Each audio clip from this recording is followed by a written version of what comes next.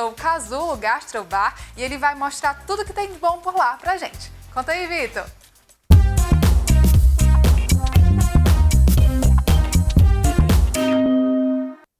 Boa tarde a você e a todos que assistem Band de Mulher.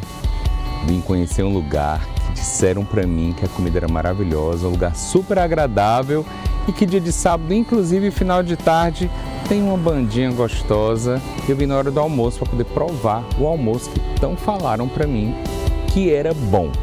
Aqui na Antônio Augusto, vocês, quem não conhece, vai conhecer o Casulo Gastrobar. Aqui é o Casulo Gastrobar, um restaurante bem intimista, numa área de vários restaurantes aqui na Antônio Augusto. Tem essa área externa, que final de tarde conta com uma musiquinha gostosa. Aos sábados, ali ó, super agradável, e eu vim provar a gastronomia desse lugar tão falado. Vamos lá?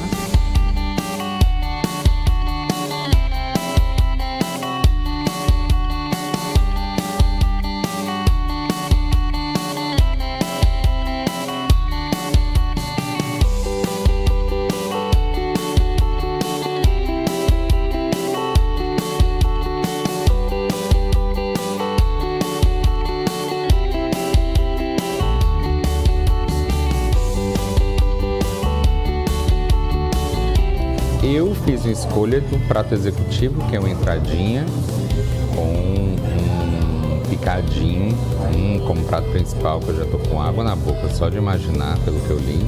Até porque o cardápio aqui é bem diversificado. Inclusive tem opção vegana, isso é muito importante como dica, e que eu depois vou voltar aqui para provar essa opção vegana, porque tem muita gente que cria o preconceito e é porque nunca provou. Não? Vou mostrar para vocês minhas escolhas.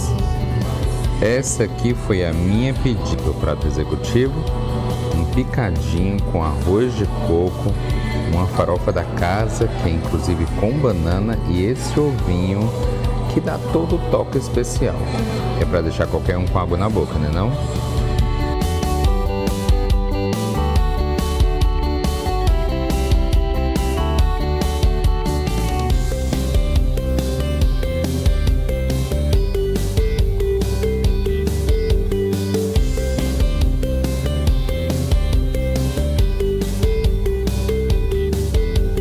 Claro que tem que ter o cafezinho após o almoço para poder finalizar. E aí, curtiram essa dica? Semana que vem tem mais VC na Band, aqui no Band Mulher, mostrando lugares bons, agradáveis, gostosos para curtir Fortaleza. Até lá!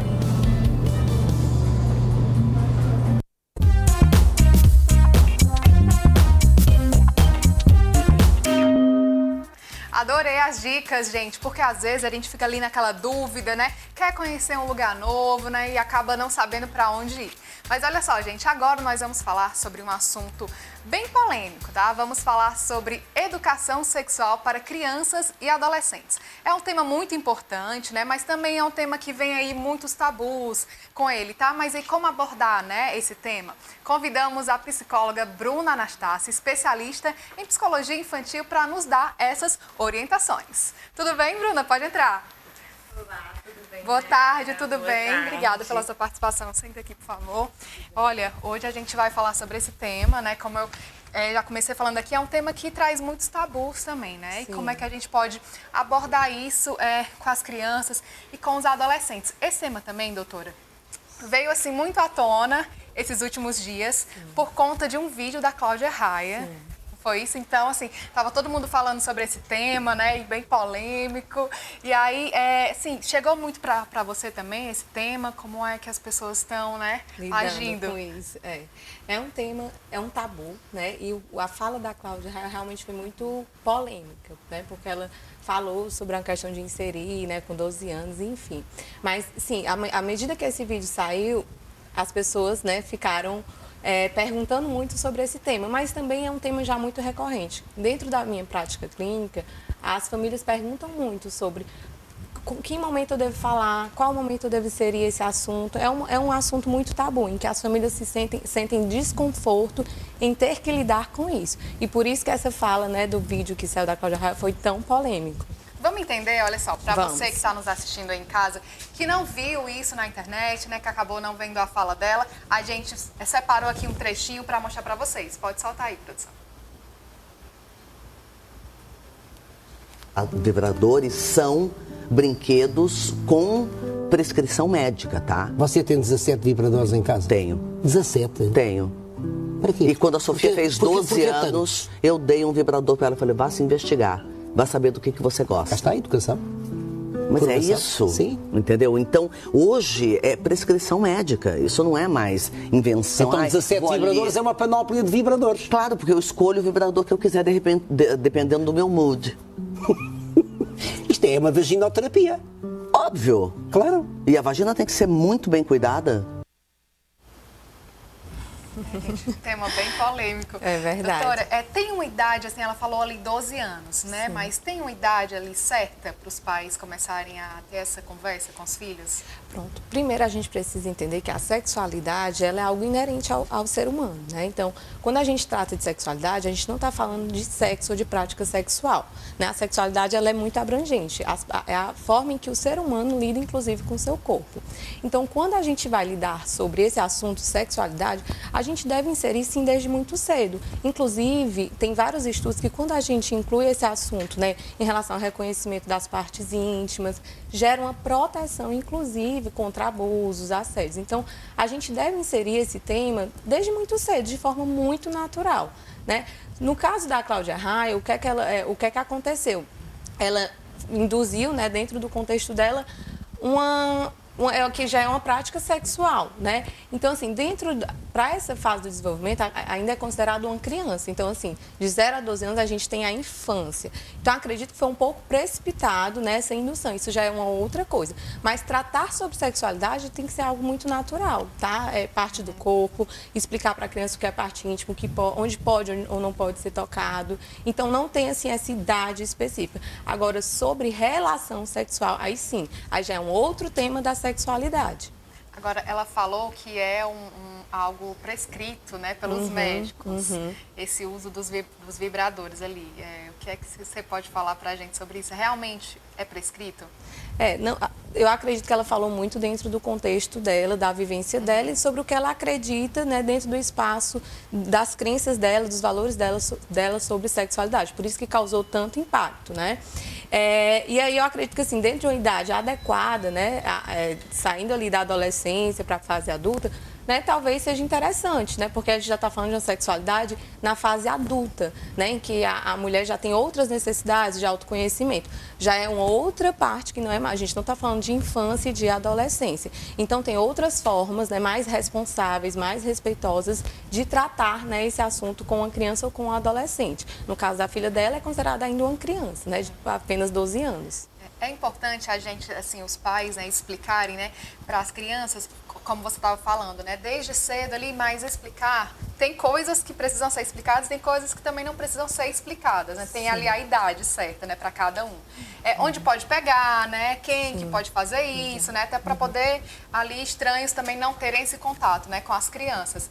Agora, explica um pouco para a gente sobre a relação, né, de sexualidade mesmo, né? Certo, da prática sexual, isso, né? da prática sexual. Pronto. Em que idade a gente pode chegar, né? Na Certo. adolescência, como é que funciona? Ok. Isso é uma pergunta que eu recebo muito frequentemente no consultório, né? Como eu venho falando. E às vezes, doutora, os pais também não sabem como chegar. Lidar, exatamente. Lidar com isso. O que é que eu posso contar, o que é que eu não posso contar. Se eu estou adiantando, se eu não estou. Mas quando se a gente insere isso de forma muito natural e gera esse espaço seguro, acolhedor para para que a própria criança ou adolescente, a partir do momento porque ela vai ter contato com esse tipo de informação, né? Então, o ideal é que esse contato, ele vem inicialmente dentro de casa, de uma forma responsável, né? De uma forma coerente, correta sobre esse assunto. Se isso não é falado em casa, eles vão absorver essas informações através da internet, através dos amigos. Então, é importante a gente preparar já essa criança ou esse adolescente para que quando essa fase chegue, eles tenham a abertura, né? Não sintam vergonha, não sintam medo de se colocar para os pais, que são as melhores pessoas que podem fazer essa orientação, né? Então, assim, por isso que precisa começar lá desde pequenininho, uma abertura, né? Tocar nesse assunto respeitando cada idade, respeitando cada fase. Eu tenho uma filha de 3 anos, então eu já explico muito bem para ela, né? O que é parte íntima, né? Falo da parte íntima que não pode tocar. Então, para ela é muito natural. Quando chegar um dado momento, né? E se ela falar, porque também tem muito isso. As pessoas falam assim, a gente tem que esperar eles falarem. Mas também se for uma criança muito tímida e nunca falar, e o amigo que falar. Então, por isso que esse espaço, né? Em casa, acolhedor e respeitoso, ele deve ser gerado para que a criança sinta a vontade de falar sobre isso. Você falou sobre uma coisa também muito interessante, que é a questão da internet, que a informação está ali na internet e às vezes os filhos não chegam, não têm essa abertura com os pais. Isso também é muito difícil, né? E também é uma coisa que acontece bastante. Sim, é verdade. Hoje, com acesso à internet, eles acabam tendo acessos muito rápidos e muito fáceis a esse tipo de conteúdos, né? Então, a gente tem lá TikTok, vários aplicativos que têm um acesso muito rápido e às vezes vem informação muito, até através de música, né? Então, eles têm um acesso muito rápido, de forma às vezes errada. Os amiguinhos que têm outras culturas começam a falar e aí isso pode acentuar e gerar sei lá, um prejuízo, um problema, se isso já não for conversado e trabalhado em casa. E aí já tem as crianças que perguntam demais também, né, doutora? Aquelas que querem saber, mas ali não estão na idade também de saber, né? Então, aí cabe aos pais entender, olha, não vou contar agora, o que é que pode contar, o que é que não pode contar. Algo que é muito interessante de ser feito é utilizar literaturas, né? Hoje a gente tem muita literatura, né, sobre corpo humano, sobre como falar, né, sobre como falar sobre sexo com meu filho. Então, os pais podem recorrer a livros infantis, livros indicados à faixa etária. Aqueles pais que se sentem desconfortáveis de gerar esse assunto naturalmente, que, né, eles podem fazer isso. A gente pode fazer isso com os nossos filhos, dependendo, né? Então, usa uma literatura, usa uma ilustração, usa um livro, né, às vezes pode fazer uma pergunta e eu acho que facilita, né, gera algo maior. Uma naturalidade maior. E falando de livros, eu lembrei também que, assim, que na escola também é tratado, né? Assim, lógico, não é como em casa, né? Com os pais. Mas como é que os pais podem aliar, né? Essas duas coisas, né? Ter essa conversa em casa, mas também aliar o que ele descobre na escola. Sim, a escola pode ser uma ótima parceira, né, para esse assunto. Então, algumas escolas trabalham com a educação sexual. Quando a gente fala de educação sexual, mais uma vez, a gente não está ensinando as crianças a fazerem sexo. A educação sexual é trabalhar informações para que a criança ou o adolescente, quando chega em uma fase, ela consiga lidar com isso de forma mais consciente e mais responsável. Então, a escola é uma ótima parceira. E se o pai ou se a mãe ainda sente um desconforto, pode também procurar até, inclusive, a ajuda de profissionais da escola, ou é uma criança que faz terapia, que tem um contato maior com o psicólogo, pode também seguir, né, essa orientação. Então, hoje tem várias formas de a gente procurar ajuda, mas a gente precisa, sim, inserir esse tema nas nossas casas, nos nossos lares. Doutora, só para a gente encerrar, né, assim, tem uma idade certa, assim, ela falou 12 anos, eu não quero explicar para minha filha com 12 anos, eu quero explicar com 13, 14, tem, assim, uma idade na adolescência? Certo.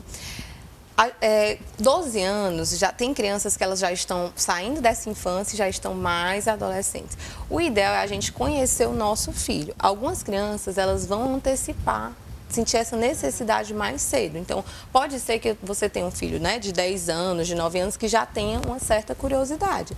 E se isso partir, né, eu acredito que é muito melhor você já introduzir do que ele, com a sua própria curiosidade, ir buscar essas informações fora, tá? A criança ainda, o adolescente tem 12 anos, ainda não perguntou. Eu acredito que entre 12 e 13 anos é um momento muito propício, porque se ele não perguntou, pode ter sido por conta de uma timidez. E aí é ideal que os cuidadores gerem esse tema, né, de forma cuidadosa e responsável. Então, acredito 12, 13 anos é uma ótima idade para chegar e ter aquela conversa e esclarecer algumas dúvidas, saber como é que está essa parte, né, se os amigos já conversam sobre isso, tá? Doutora, então, agradeço a sua participação aqui, tá? Para a gente finalizar, por favor, passa aí suas redes, onde as pessoas podem te encontrar, né? Quem tiver também com mais dúvidas, que estiver assistindo a gente. Certo, tá. Muito obrigada pelo convite, mais uma vez aqui. Né? Minha rede social está aparecendo aí, é brunaanastasia.pc, e lá tem todas as informações, né, sobre o serviço, onde me encontrar e, de repente, tirar mais dúvidas sobre o assunto. Obrigada, doutora. Obrigada. Eu que agradeço. Gente, a gente vai para o intervalo rapidinho, mas daqui a pouco o Band Mulher está de volta. Você tem 17 vibradores em casa? Tenho. 17.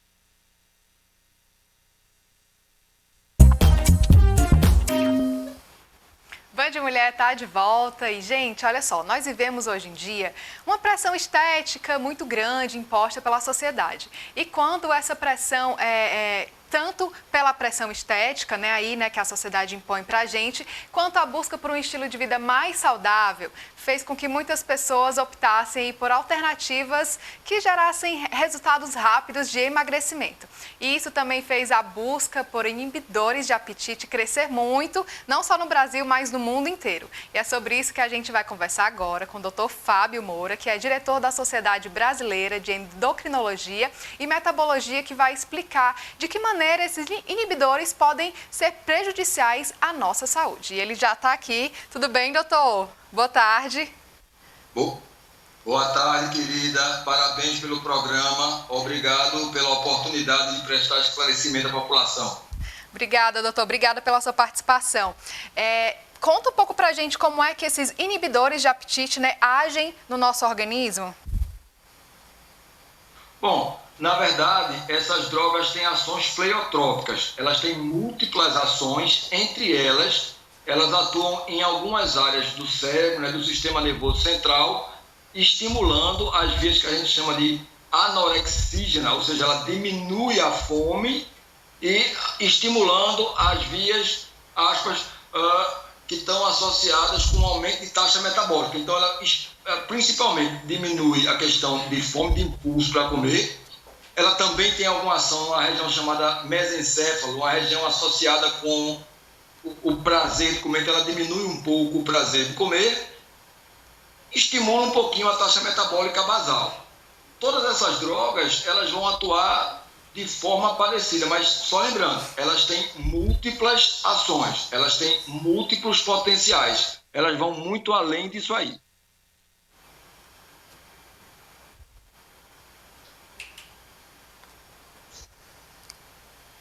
Tá tudo ok, gente, com o áudio dele aí?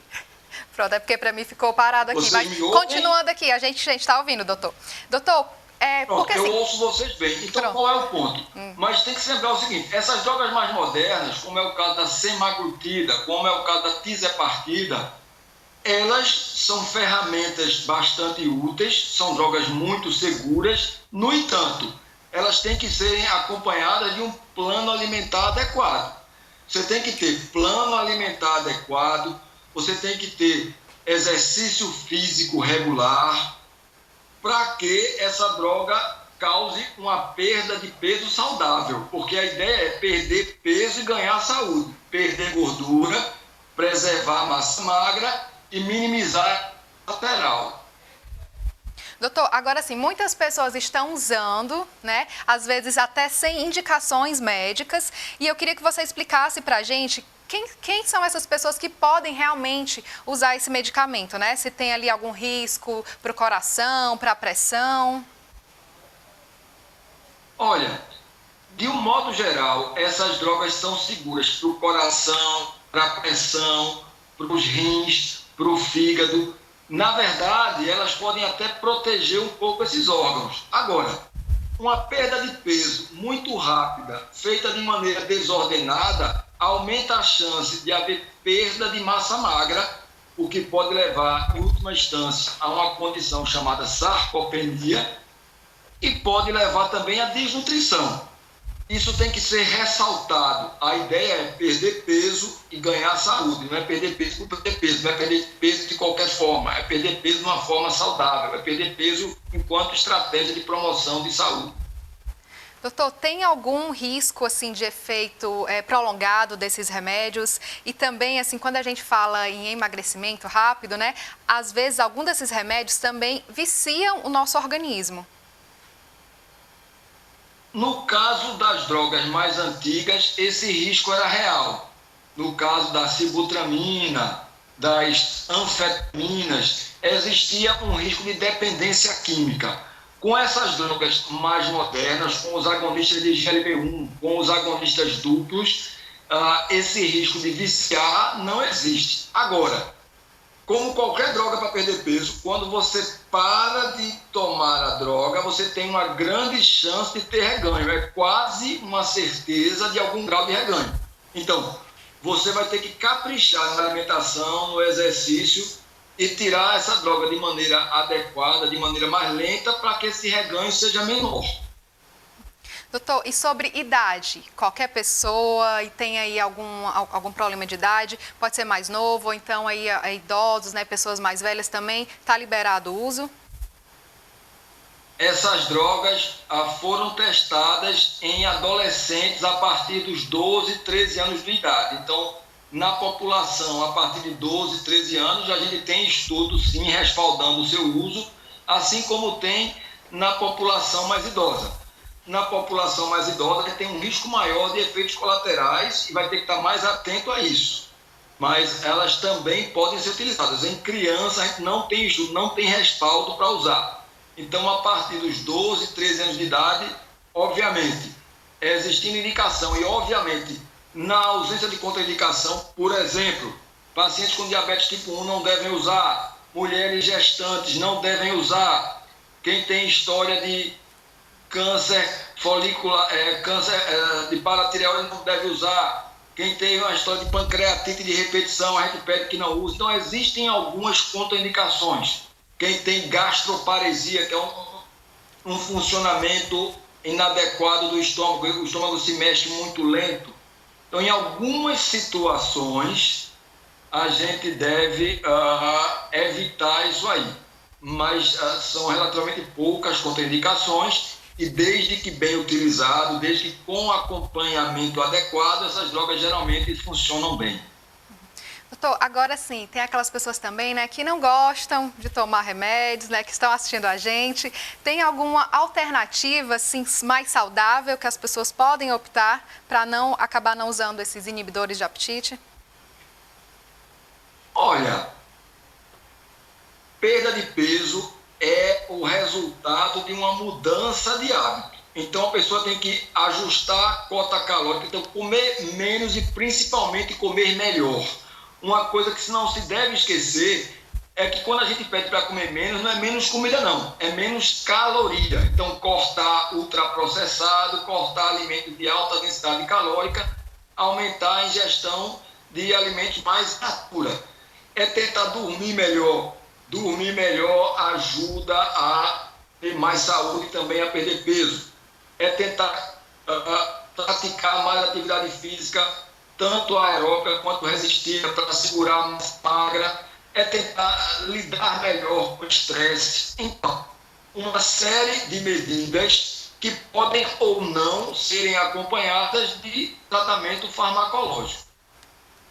Então, isso aí também não é só tomar um remédio e querer, né, gente, milagres, né? É com realmente certeza. uma mudança de vida. O erro mais comum é esse, é querer só tomar o remédio. O problema não está no remédio em si. Essas drogas novas são muito seguras, são resultado, são fruto de anos e anos de estudo.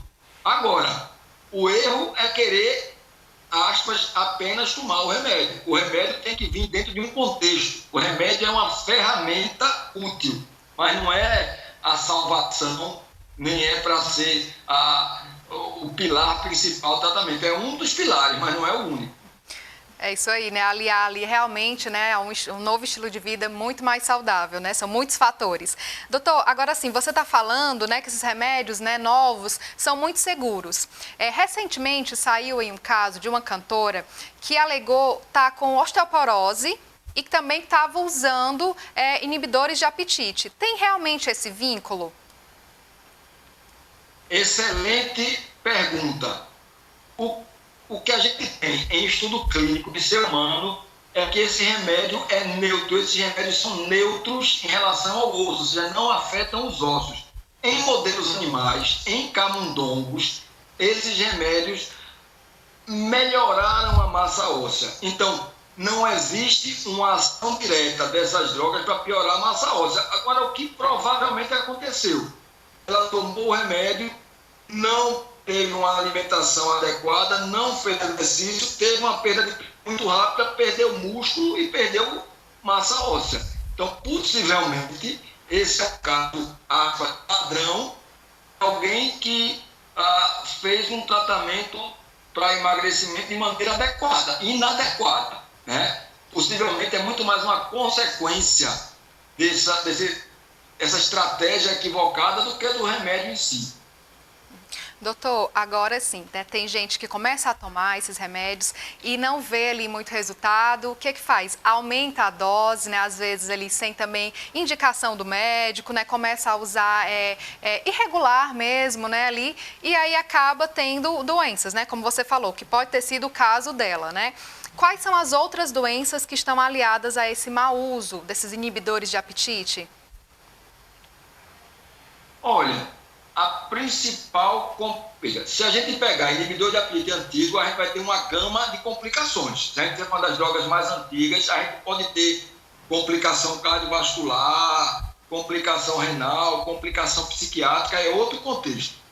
Com essas drogas mais novas, os efeitos colaterais estão mais associados com o trato gastrointestinal. Então, náusea, vômito, diarreia, constipação, né, intestino preso, aumento do risco de formar cálculo biliar. Então, o trato gastrointestinal é, digamos assim, o foco principal dessas complicações decorrentes do uso desses remédios. Doutor, esses remédios novos, né, que você está falando, a gente está vendo aqui muitas imagens de comprimidos, né, pílulas, mas também tem essas famosas canetinhas, doutor, né, e que estão viralizadas aí no mundo todo, né, que estão chegando aqui várias marcas no Brasil. Elas também se encaixam? Veja, essas drogas são grandes avanços do tratamento. Não tenha nenhuma dúvida que elas são ferramentas extremamente úteis para tratar obesidade e outras doenças crônicas não transmissíveis, doença metabólica. Tratar doença, esteatose hepática, tratar diabetes. Então, essas drogas podem ser ferramentas muito úteis desde que utilizadas do modo adequado.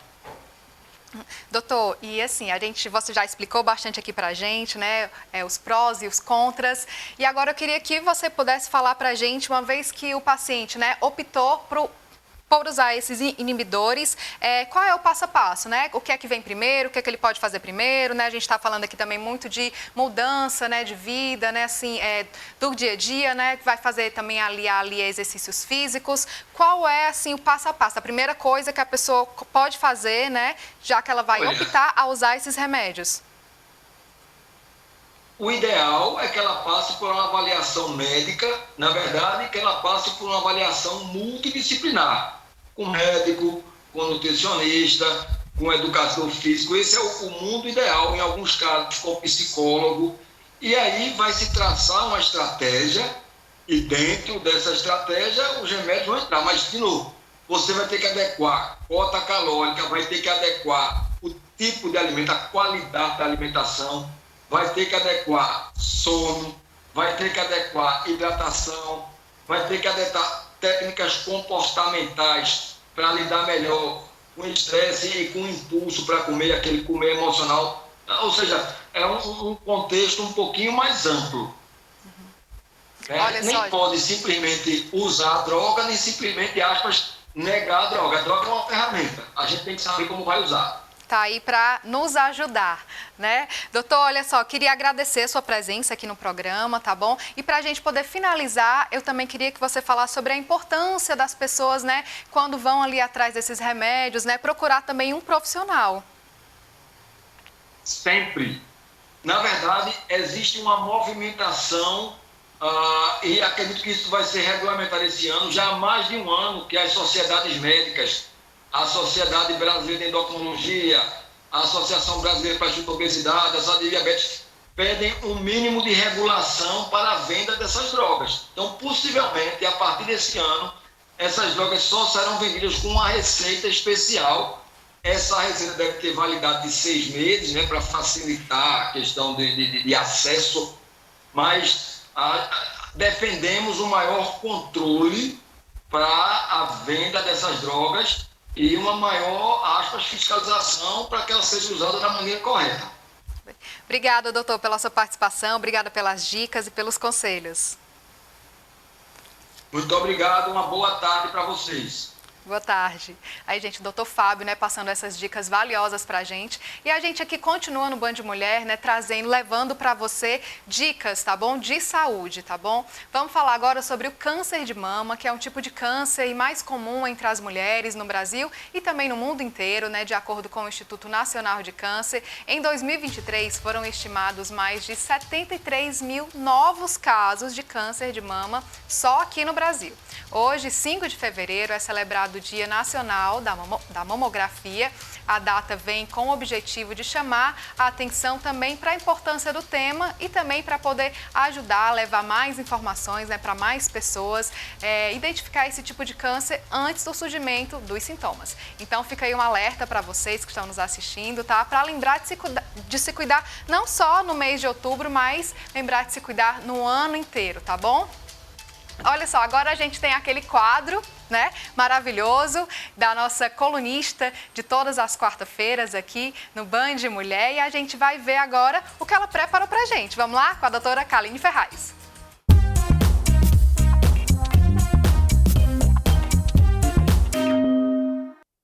Eu tenho uma pergunta para você.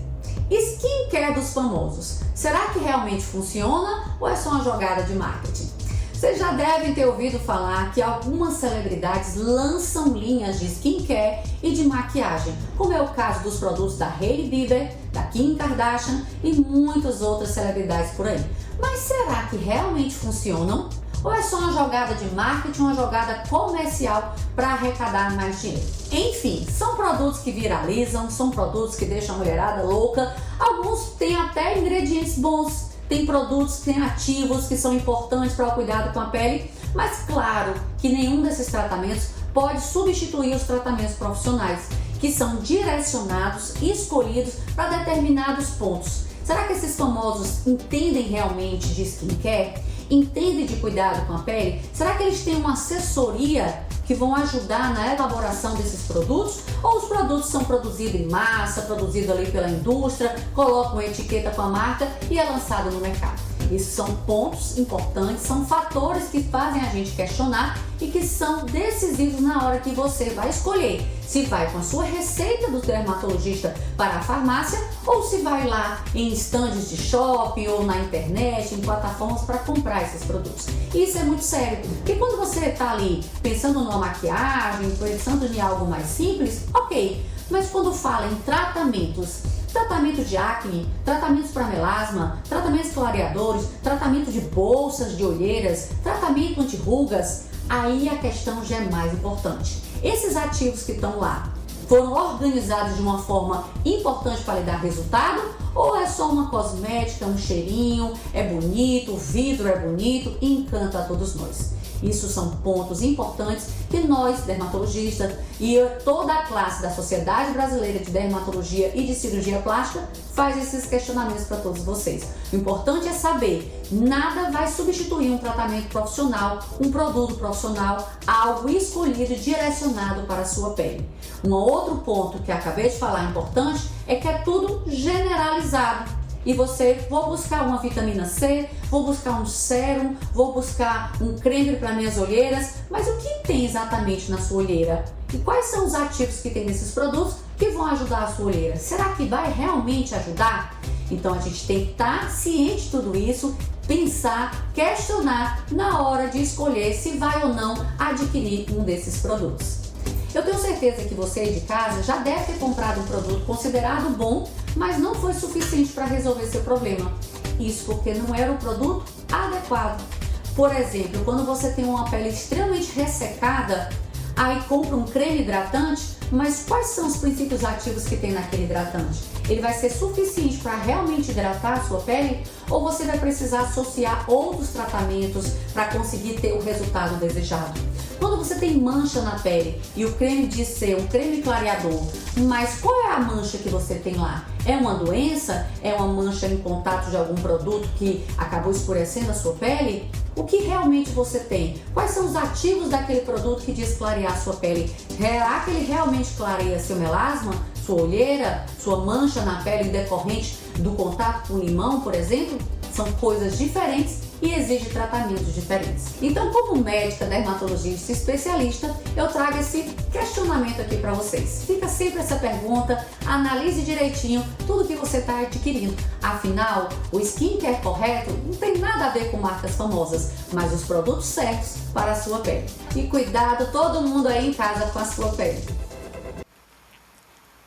É isso aí, gente. Olha, adorei as dicas, viu, doutora? Às vezes a gente vê ali as celebridades, né, com aquela pele linda, impecável, né, e a gente fica se perguntando, gente, como é que elas fazem para conseguir isso, né? Ali ela passou todas as dicas. A gente fica, às vezes, se comparando, né, mas tem que ver aí, né, que cada pele é uma pele, né? Às vezes a gente quer comprar um produto porque uma celebridade indicou para olheiras, como ela falou, né? A gente nem tem olheiras. É sobre isso, gente. Olha, cada pele é uma pele, viu, gente? Obrigada pela sua companhia. Band Mulher de hoje vai ficando por aqui, tá bom? E amanhã tem muito mais. Espero vocês 1h50 da tarde. Beijo, tchau, gente!